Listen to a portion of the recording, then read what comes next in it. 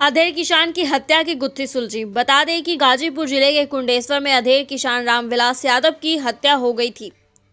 अब इस गुत्थी को पुलिस ने करीब करीब सुलझा लिया है। हालांकि पुलिस अधिकृत तौर पर फिलहाल कुछ भी बताने से मना कर रही है, लेकिन अन्य स्रोतों से मिली जानकारी के मुताबिक पुलिस की अब तक की तफ्तीश में यही बात सामने आई है कि यह हत्या आशिकी से ही जुड़ी हुई है।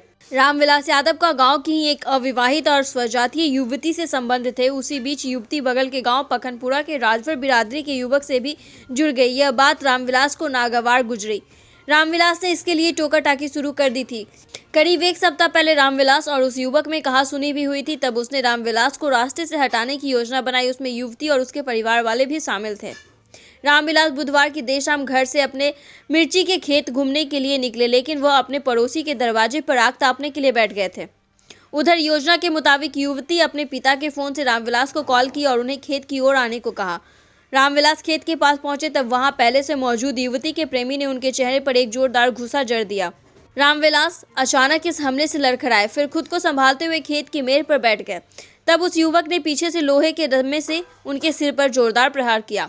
रामविलास वहीं ढेर हो गए। उसके बाद युवक वहां से भाग निकला। कुछ देर बाद रामविलास की मौत की पुष्टि के लिए युवती कई बार उनके फोन पर कॉल की, लेकिन जब रामविलास की ओर से कोई जवाब नहीं मिला तब वो सभी मान लिए कि रामविलास की मौत हो चुकी है। इस हत्या की गुत्थी सुलझाने में पुलिस को ज्यादा मशक्कत नहीं करनी पड़ी। रामविलास के फोन के कॉल डिटेल से ही पूरी तस्वीर सामने आ गई। मालूम हो कि रामविलास का शव गुरुवार की सुबह खेत में मेड़ पर मिला था। उसके बाद खुद पुलिस कप्तान रामवदन सिंह भी फॉरेंसिक टीम संग मौके पर पहुंचे थे, लेकिन पोस्टमार्टम के लिए रामविलास के शव को कब्जे में लेने से उनके स्वजनों ने यह कहते हुए रोक दिया था कि पहले मौके पर खोजी कुत्ता बुलवाया जाए। आखिर में वाराणसी से खोजी कुत्ता मंगवाया गया, लेकिन वह रामविलास के शव से कुछ दूर सड़क तक ही पहुंचकर रुक गया। हैंडलर ने कई बार कोशिश की, लेकिन कुत्ता सड़क से आगे नहीं बढ़ पाया। उसके बाद पुलिस शव को कब्जे में लेकर पोस्टमार्टम के लिए भेज दिया।